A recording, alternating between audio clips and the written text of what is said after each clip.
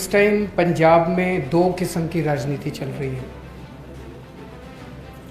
एक वो पार्टियां हैं जो केवल और केवल गंदी राजनीति कर रही हैं, भ्रष्टाचार कर रही हैं, गाली गलौज कर रही हैं, और दूसरी आम आदमी पार्टी है जो लोगों के सामने पंजाब के विकास का और भविष्य का एजेंडा लेके आई है और पूरी प्लानिंग कर रही है। हमें भ्रष्टाचार करना नहीं आता, हमें गाली गलौज करनी नहीं आती, हमें गंदी राजनीति करनी नहीं आती, हमें काम करना आता है। हमने दिल्ली में काम करके दिखाया है। तो अभी तक मैं इतनी बार पंजाब आया, भगवंत मान जी के साथ मैंने लंबी लंबी मीटिंग्स करी। हम दोनों कई लोगों से मिले, व्यापारियों से मिले, हम दोनों मिलके किसानों से मिले। हमने अलग अलग तबके को अलग अलग गारंटियाँ दी हैं कि आने वाले पंजाब के अंदर उस तबके को कैसे विकास किया जाएगा। पंजाब में 26 साल कांग्रेस ने राज किया, 19 साल बादल परिवार ने राज किया, तो उन्होंने तो जो करना था कर लिया। अब 26 साल जब कांग्रेस ने राज कर लिया तो उनको और 5 साल देने से तो कोई फ़ायदा नहीं। उन्होंने कुछ अब नया तो करना नहीं है, जो करना था कर लिया। 19 साल जब बादल परिवार ने राज कर लिया तो उनको और कुछ देने से तो कोई फ़ायदा नहीं, 5 साल और ख़राब होंगे। आम आदमी पार्टी इतना शानदार एजेंडा लेके आई है जो कि जनता को पसंद आ रहा है। एक कट्टर ईमानदार पार्टी है, अच्छी पार्टी है। तो 5 साल के लिए आम आदमी पार्टी एक मौका मांग रही है। हमें शहर के कई लोगों ने अप्रोच किया, उन्होंने कहा जी आपने सभी को गारंटी दी, शहर के बारे में आप कुछ नहीं बोले। और पंजाब में कई अच्छे अच्छे शहर हैं, अमृतसर है, लुधियाना है, जलंधर है, पठानकोट है, कई सारे बठिंडा है, बहुत सारे शहर हैं। तो शहरों को लेके आज 10 पॉइंट गारंटी हम लेके आए हैं। सबसे पहले साफ सफाई। पंजाब में शहरों की सफाई की हालत बहुत ख़राब है, चारों तरफ गंदगी है। पंजाब के शहरों को साफ सुथरा, शानदार, अच्छा, सुंदर बनाएंगे। जब मैं सफाई की बात करता हूं तो उसमें सीवर भी आता है, उसमें गार्बेज डिस्पोजल भी आता है और उसमें सॉलिड वेस्ट मैनेजमेंट भी आता है। इन सारी चीज़ों को ठीक करेंगे। दूसरा है door step delivery of services. ये दिल्ली में हमने किया।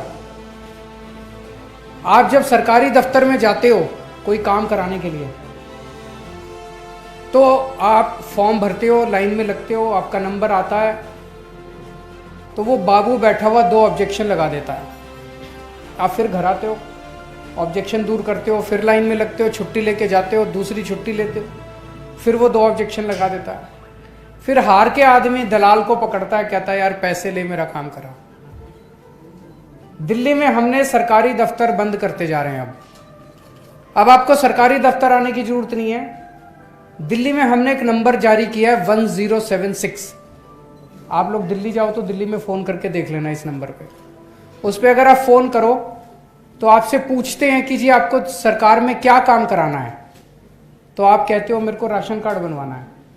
तो वहाँ से कहा जाता है कि राशन कार्ड बनवाने के लिए ये कागज़ तैयार कर लो। फिर वो पूछता है जी कब तक तैयार हो जाएंगे आपके कागज़, हम आपके घर कब आएँ। मतलब कि दिल्ली सरकार का अफसर पूछ रहा है कि आपके घर आपका राशन कार्ड बनाने कब आएँ।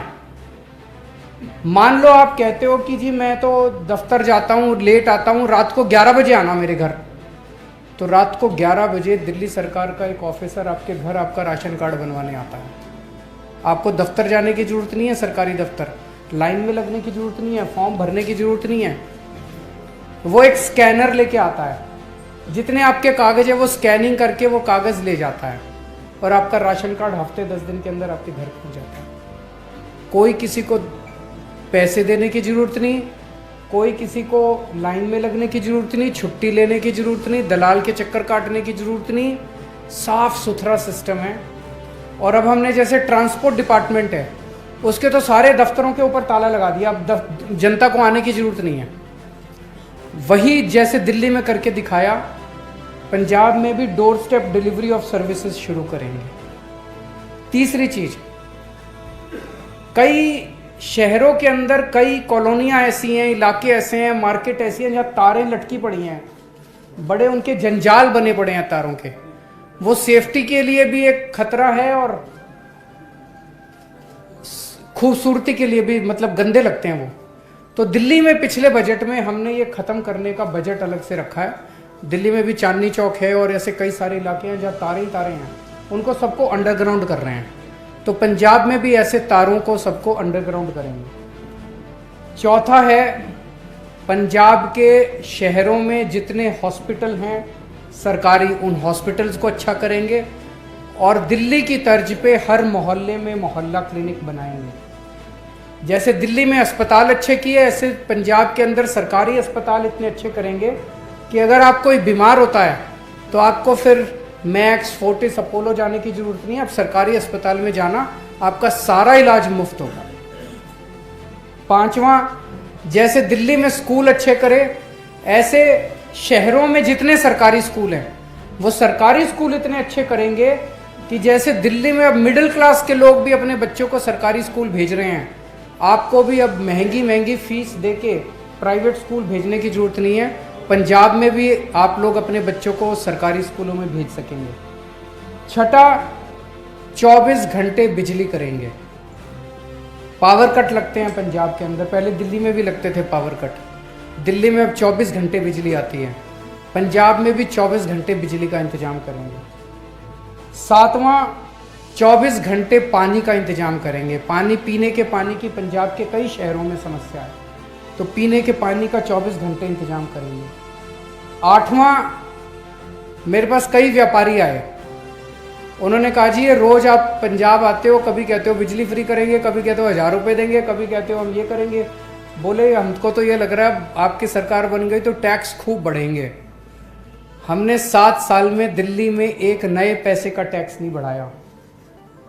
तो मैं और भगवंत मान जी यहाँ बैठे हैं, हम दोनों आपको आश्वासन देते हैं दिल्ली के सभी व्यापारियों को कि अगले 5 साल पंजाब के अंदर कोई नया टैक्स नहीं लगाएंगे और कोई टैक्स नहीं बढ़ाने वाले।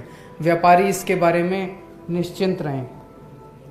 9वां, महिलाओं की सुरक्षा को लेकर महिलाएं इस टाइम काफ़ी ज़्यादा चिंतित हैं।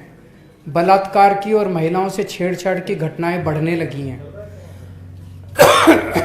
दिल्ली के अंदर हमने पूरी दिल्ली में सीसीटीवी कैमरा का नेटवर्क लगाया है और इतने हमने सीसीटीवी कैमरे लगा दिए 5 साल में कि आज पूरी दुनिया में दिल्ली में सीसीटीवी कैमरों का नेटवर्क सबसे ज़्यादा है। न्यूयॉर्क से भी ज़्यादा है, वॉशिंगटन से भी, लंदन से भी सबसे ज़्यादा सीसीटीवी कैमरों का नेटवर्क आज दिल्ली के अंदर है पूरी दुनिया में। पंजाब में भी जगह जगह चप्पे चप्पे पे सीसीटीवी कैमरे लगाएंगे ताकि क्राइम की सिचुएशन इम्प्रूव हो, अपराध कम हो, महिलाओं को सुरक्षित महसूस हो। और 10वां आखिरी पॉइंट कि जो मार्केट्स हैं पंजाब के शहरों में, उन मार्केट्स के अंदर सड़कें टूटी हुई हैं, टॉयलेट की फैसिलिटीज़ नहीं है, पार्किंग की फैसिलिटीज़ नहीं है, तो इन सभी मार्केट्स को डेवलप किया जाएगा और ये सभी फैसिलिटीज़ दी जाएगी। तो मैं समझता हूँ कि जो शहर के लोग हैं वो इन सब बातों से सहमत होंगे और मैं समझता हूँ अगर कोई पॉइंट रह गया तो और जब हम शहर के लोगों से इंटरेक्ट करेंगे तो और पॉइंट्स भी आ जाएंगे। आपके कोई प्रश्न हो तो?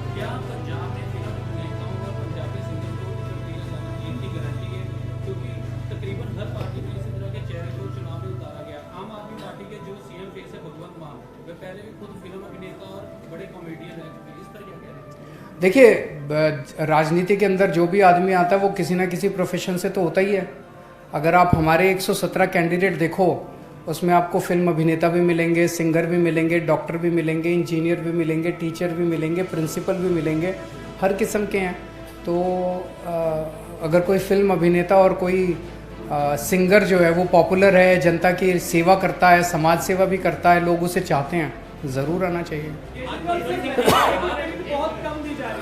किसको? किसी भी पार्टी की बात करें, महिलाओं को सीटें सबसे कम दी जा रही है, क्या बात है इसकी? हमने तो काफ़ी दी हैं, मेरे पास अभी फिगर जो हमारी टिकटें हैं महिलाओं के लिए, सभी पढ़ी लिखी, प्रोफेसर बलजिंदर कौर तलवंडी से और famous eye surgeon doctor Baljit Kaur Malout से और इकोनॉमिक्स की टीचर सरबजीत कौर मानू के जगराओं से डॉक्टर अमनदीप कौर अरोड़ा मोगा से, मैडम राजेंद्र छीना वो लुधियाना वेस्ट से, डॉक्टर इंद्रजीत कौर मान नकोदर से, डॉक्टर जीवनजोत कौर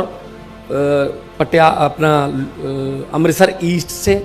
सो जितनी भी हमारी टिकटें हैं, और अनमोल गगनमान खरड़ से, तो हमारी जो जितने भी महिला कैंडिडेट हैं पढ़े लिखे हैं, कोई डॉक्टर है, कोई प्रोफेसर है, एक सिंगर भी है उसमें, तो हमने सबको मौका दिया है। जैसे राखी बिरला पहली बार इलेक्शन लड़ी तो उनको दिल्ली में डिप्टी स्पीकर बनाया गया, तो जितना भी रिप्रेजेंटेशन आएगा उनका, उस हिसाब से उनको मान सम्मान दिया जाएगा। है जी,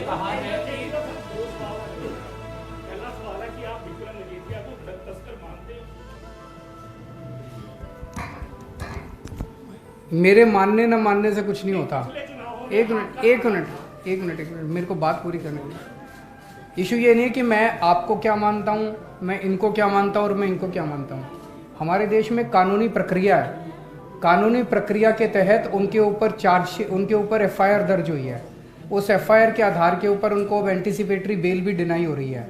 मैं समझता हूँ कानूनी प्रक्रिया चलेगी और अपराध करने वालों को सजा मिलेगी। परगट जी ने कहा है कि आपने कहा मीडिया को लेकर उन पे मामला दर्ज किया, जो मामला था, लेकिन उन्होंने खुद जाके माफी मांगी, आपने माफी दी परगट जी ने। तो मैंने परगट जी को उनको गिरफ्तार करने से तो मना नहीं किया।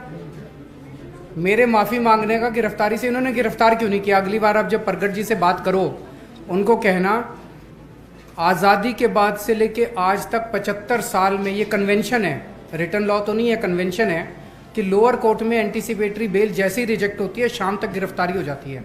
इन लोगों ने उनकी गिरफ्तारी क्यों नहीं की? अब किसी और को भी पूछने दीजिए, आप ही लोग पूछें। हाँ जी,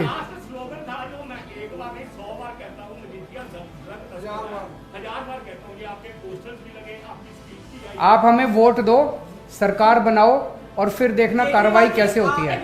एक मिनट, अब बस जितना मैंने कहना था इस मुद्दे पे कह दिया। केजरीवाल जी आपकी पार्टी के ऊपर हाँ जी, का आरोप लगा है, उसके बारे में एक मिनट वो कुछ पूछो।